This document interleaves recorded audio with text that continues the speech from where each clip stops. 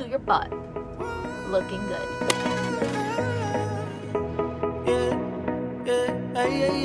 I called you my girl. You used to be my temptation. Your light turned red now. You chose to change your direction. You found a new man. Hey my beautiful peoples, I'm Yasmin. If you didn't know, now you know, and let's get right into this video. Today I'm going to be sharing secrets and tips on how to actually grow your glutes. I see a lot of videos out there nowadays about how to grow your glutes, what to do, what to eat, and yes, they're all great. They're all educational, and you definitely will see results with those tips. But I just wanted to give you a little bit more. I wanted to get in depth with it because I feel like nobody really gets in depth with how to actually grow your glute. And I want to give you the fundamentals. So we're going to start off with talking about the fundamentals. Oh, first and foremost, let's talk about body types. I feel like people just never talk about this when it comes to glutes. They always will say, oh, well, you just got to eat X, Y, and Z and exercise 1, 2, 3 and you'll get glutes. And it's no, there's much more to it than just talking about what you're eating, your nutrition, and your training. You really want to focus on your body type. Knowing your body type is fundamental in growing your glutes. Not your body shape. We'll talk about that next, but body type. There are 3 types of body types. There's an ectomorph, a mesomorph, and an endomorph.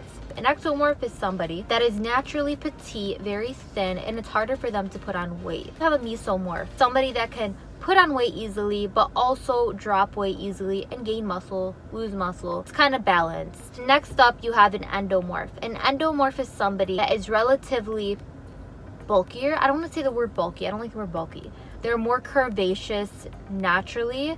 They're just naturally more plump, and it's just harder for them to put off the weight. The reason being that this is so important growing your glutes is because in order to grow glutes, you need to be eating enough calories to put on mass. Meaning, if you're an endomorph, it's going to be easier for you to grow your glutes, and it's also going to be harder for you to achieve that hourglass figure without compensating weight in your upper body plus your waistline. And we all want that slim, thick look. And if you are here for that slim, thick look, girl, I know. So endomorph, it's going to be harder for them to have more of a balanced body where they have a slimmer top and lower body. Your ectomorph is going to have a very hard time putting on weight. So when you're trying to grow your glutes and you're an ectomorph, it's going to take a lot more calories and a lot more work in order for you to grow them correctly. That's why body types are so important. You have to be eating for your body type.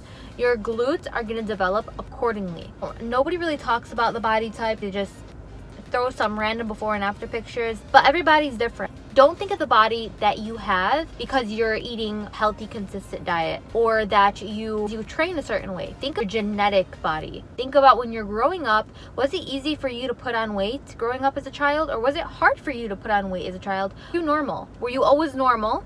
You never had to really worry about weight. You never really thought about weight. You never gained, you never lost, you just kind of stayed the same. You really think about that. Think that way back. Think way back. Don't just think, oh, well, I train and I'm slim, because you might be slim because of your diet. You might not be eating as many calories as you need to be at maintenance, and that's why you are slim. So don't think you're an ectomorph because your diet and your training allows you to be that.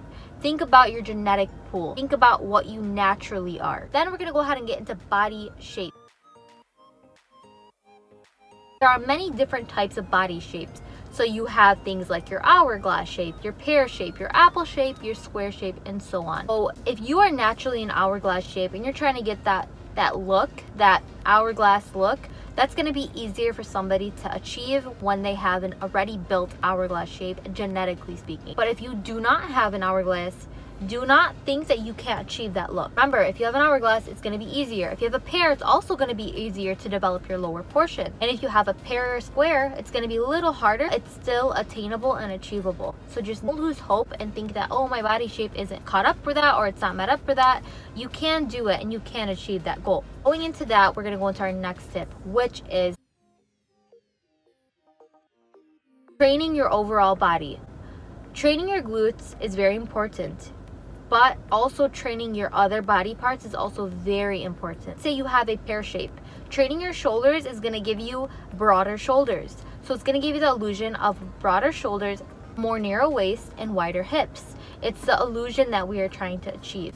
If you have a square shape, try to build your shoulders, build your lats, build your hips, and now your waist looks smaller naturally. About illusion, guys. Do not lose hope because you don't have the ideal hourglass body shape. That's what you are trying to achieve, because you can do it, but you can't just train your glutes. You have to train other body parts as well. So don't focus just on glutes. I see so many girls at the gym telling me and asking me tips on how to build glutes, and I will ask them, what is your training style like? And they'll tell me they do glutes and legs like 4 to 5 times a week. They don't do any upper body sessions, and if it is a non-leg day, they're going to be doing cardio. You're not going to get the desired body you want. If you are looking to get that body, that overall body toned definition kind of body, you're not going to get it doing that. Especially your shoulders or your delts and your lats, which is your back. Especially the upper. The upper back is crucial. You want the whole posterior chain to look good. Don't just want the butt to look good. Want the whole posterior chain from your back to your butt looking good. Okay? So now we're actually going to get to the glutes. Besides the body types and shapes, as well as training your overall body, we're going to go ahead and get into just glutes. Have a specific glute day. Have a separate leg day from a glute day. Glutes are a large muscle group. You really want to focus on targeting all 3 muscles in the glute.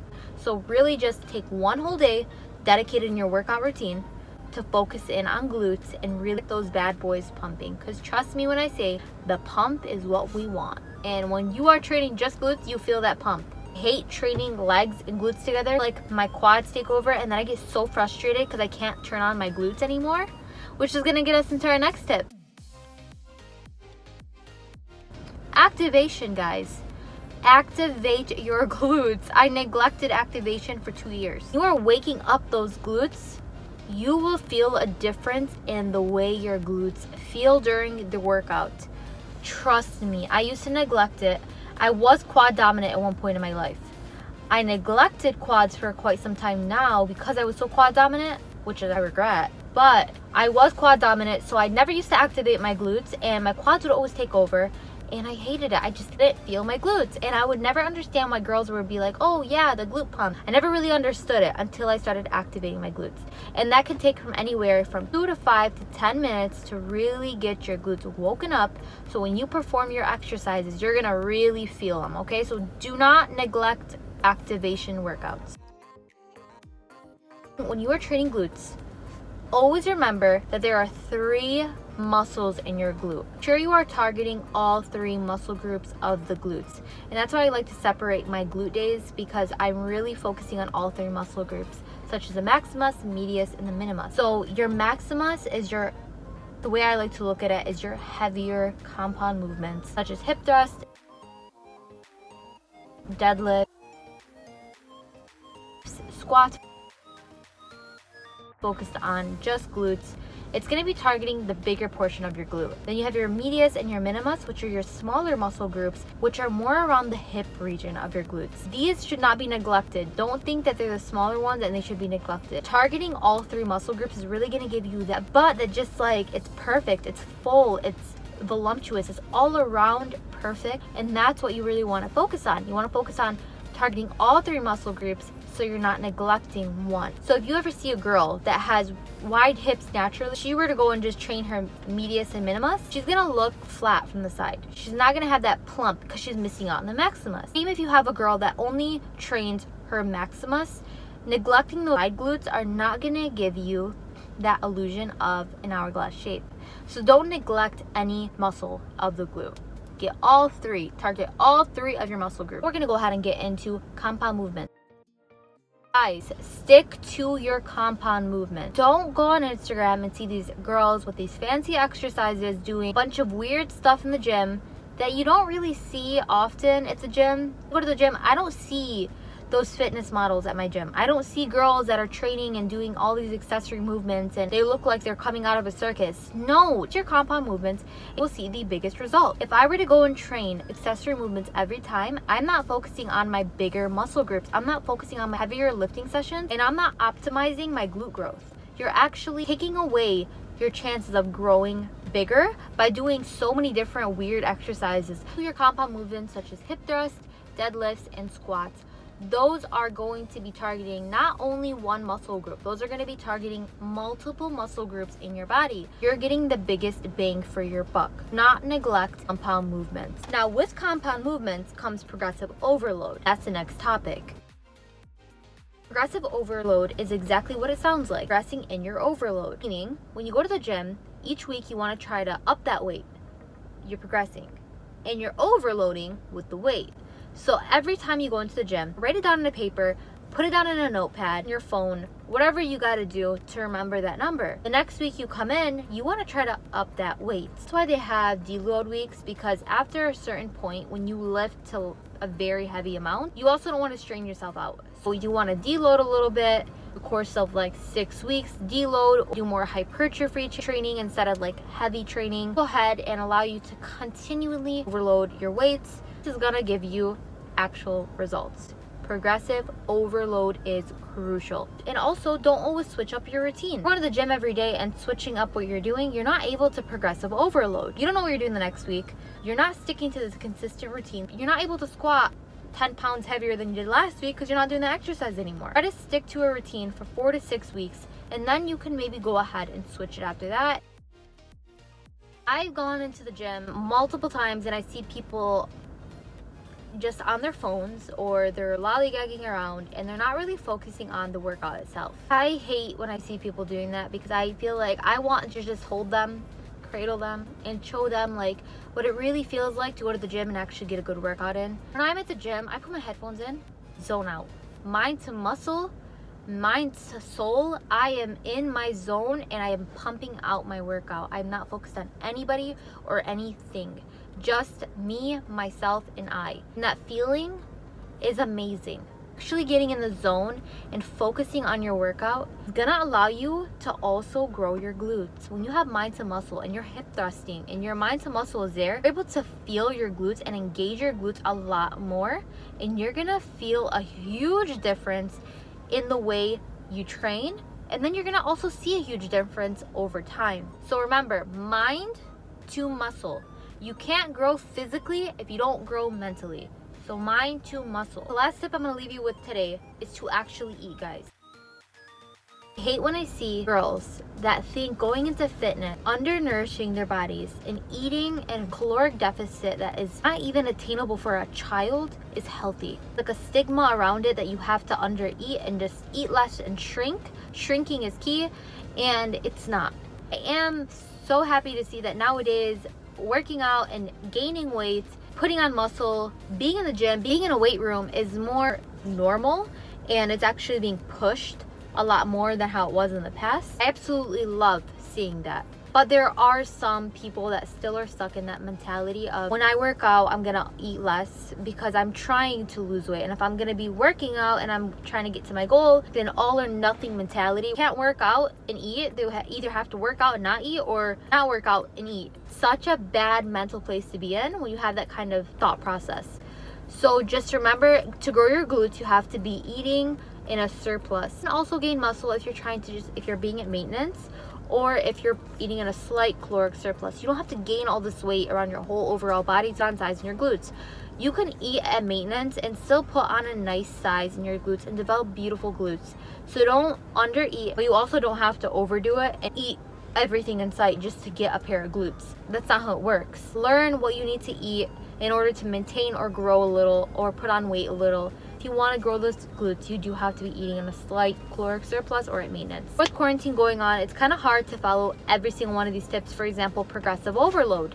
If you don't have the weights at home, when it comes to progressive overload, don't stress it. We're going to be getting back into the gym soon enough, but you still can achieve a nice pair of glutes at home. Focus more on hypertrophy training, focus more on higher reps, and really just, like I said, glute activating, getting that pump in. I will be showing you guys a clip in this video of my at-home glute workout that I did the other day, and I can't walk. Like, I am so used to progressive overload and lifting really heavy. I forgot how it feels to actually just do a lighter weight glute session at home, not be able to walk, because I literally couldn't feel my glutes. It's been 2 days since I worked out and I still can't feel my glutes till now. So don't overlook at-home workouts. You could still get a nice pair of glutes and you could still grow those booties at home. Love you guys, and see you guys in my next video. I called you my girl. You used to be my my temptation. Your light turned red now. You chose to change your direction. You found a new man. It doesn't really seem like you're as close. Turn off the volume. Never gonna see where this thing goes. Never gonna see where this thing goes. Baby, why'd you have to walk away? That will be your biggest mistake. And I'm not trying to make you wait, but there's one thing on my mind I got to know. I wanna know, yeah. Does she remind you of me? I wanna know, yeah. The way that I work your body down, down, down, down. Is it enough? I know you need it more. Now, now, now, now. I won't be closing the door, yeah.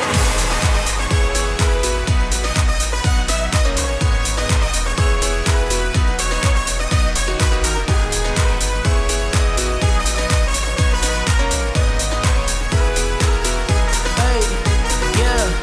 We know the song, yeah. Heard it before, yeah. And now you're acting like you didn't know me.